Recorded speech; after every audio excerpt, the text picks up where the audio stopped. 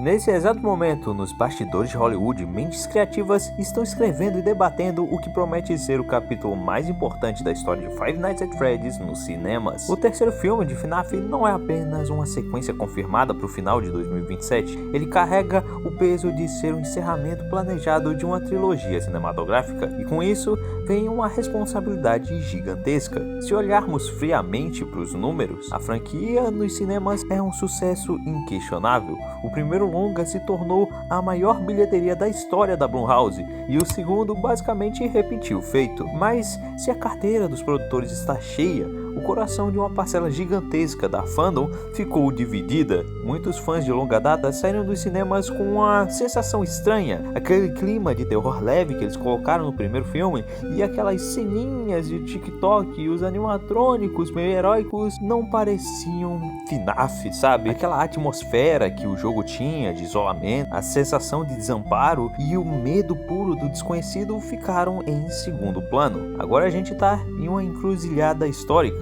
O caminho atual pode nos levar a um produto genérico de Hollywood que satisfaz apenas ao público casual, ou pode abrir as portas para ser o melhor filme da franquia de FNAF nos cinemas. O filme de FNAF 3 tem em mãos a oportunidade de ouro, resgatar a verdadeira essência de terror que consagrou a franquia e fazer jus ao que ela é nos jogos. Hoje nós vamos nos aprofundar em cada detalhe, cada teoria e cada mecânica para entender como esse terceiro capítulo pode e deve ser a salvação definitiva da franquia nos cinemas. Para entender o que o terceiro filme tem que consertar, precisamos entender onde a franquia se posicionou nos últimos anos. Desde o lançamento do jogo Security Breach em 2021, ficou claro que a marca FNAF expandiu seus horizontes para atingir um público muito mais jovem e amplo comercialmente. Foi uma jogada genial, o jogo vendeu milhões de unidades e gerou um faturamento astronômico gigante. Mas criativamente isso criou o que muitos chamam de horror light, uma estética colorida, cenários futuristas e robôs que servem como aliados, distanciando o público do terror raiz. Os primeiros filmes nos cinemas herdaram um pouco dessa infantilização, mantendo a classificação PG-13 para garantir que as salas ficassem cheias de crianças fantasiadas. Mas o tempo passou, estamos nos aproximando de 2027. Aquele fã que tinha 8 ou 10 anos quando tomou o primeiro susto com Fred em 2014, hoje é adulto. A própria base de fãs que entrou na franquia quando era Security Breach já está amadurecida. A comunidade ela tá pronta e mais do que isso,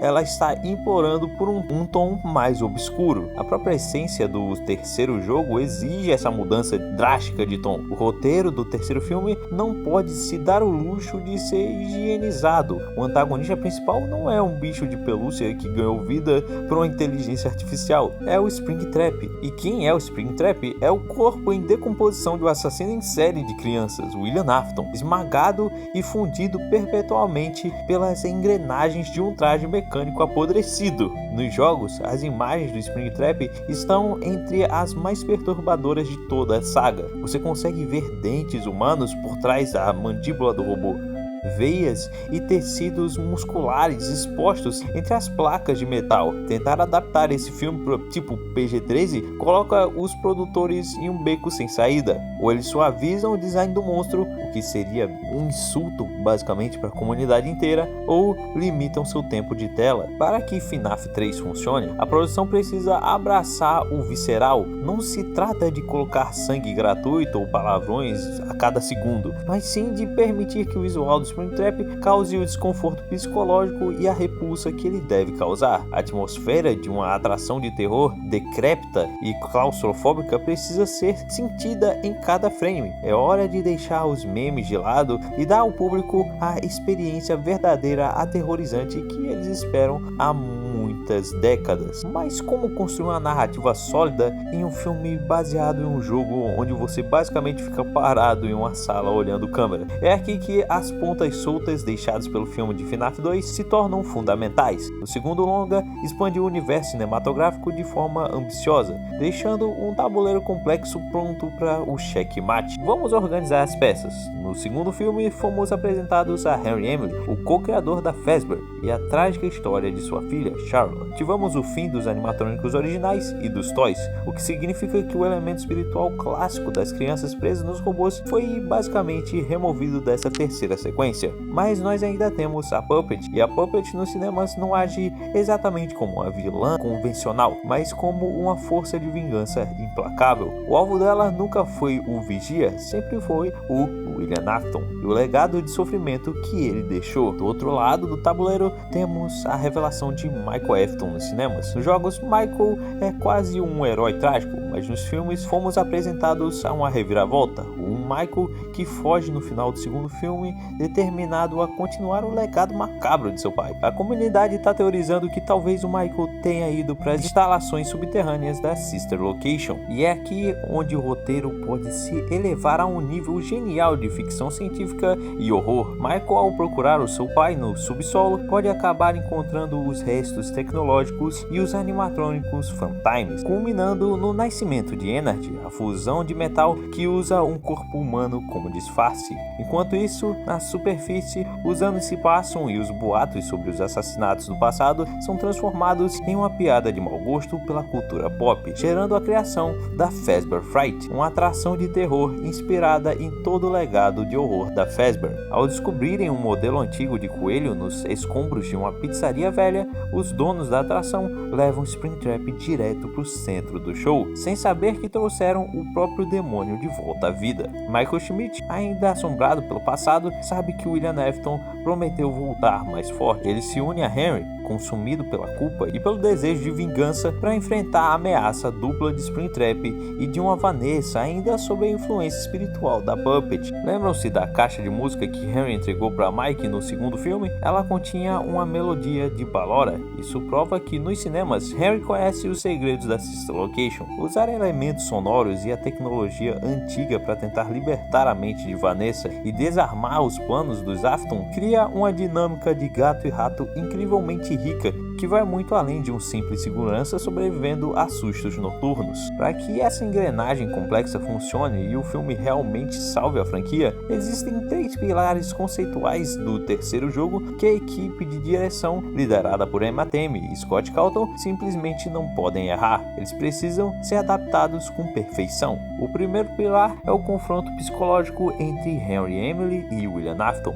O ator Matthew Lillard, que dá a vida a Afton, já trouxe a público informação de que ele e Scott Urich, intérprete de Henry Emily, finalmente terão cenas densas e profundas juntos em FNAF 3. O público não quer literalmente um quebra-pau entre os dois personagens. Queremos o peso do diálogo, o drama de 2 homens que construíram um império de alegria que se transformou em um cemitério. Queremos ver a dor do pai que teve a filha arrancada pelo homem que ele chamava de melhor amigo, e a frieza de um psicopata que não tem absolutamente nada a dizer em sua defesa, porque sua vaidade consome qualquer rastro de humanidade. O segundo pilar diz a respeito aos Phantoms. No jogo, os Phantoms não são fantasmas físicos ou robôs reais, eles são alucinações terríveis desencadeadas pelo sistema de ventilação defeituoso e pela mente debilitada do Vigia, que está sendo lentamente sufocado pelo gás e pelo pânico. Essa é a hora de usar os Phantoms de uma maneira inteligente, talvez retratar eles como um colapso mental. Michael Schmidt não deve saber o que é real e o que é projeção da sua própria culpa e estresse pós-traumático. Se os Phantoms forem reduzidos a sustos clichês de monstros pulando na tela com som alto, o filme perde toda a criatividade que poderia ser colocada nessa parte. E o terceiro pilar de tudo isso, na minha opinião, é finalizar todas as tramas que foram deixadas em abertas no segundo filme, né? A gente tem o Michael que sumiu, a gente tem a Vanessa sendo possuída e a gente tem até a possível aparição da Baby nesse terceiro filme, quem sabe, né? Mas por enquanto, que a gente ainda não tem nada, né? Eu decidi fazer a minha própria cena final pro filme de FNAF 3. Então, fiquem aí com o que eu fiz.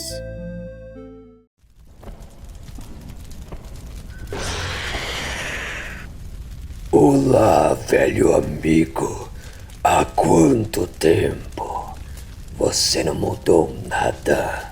Você sabe, Henry, a nossa história estava longe de acabar. E, infelizmente, a morte tem um rosto familiar.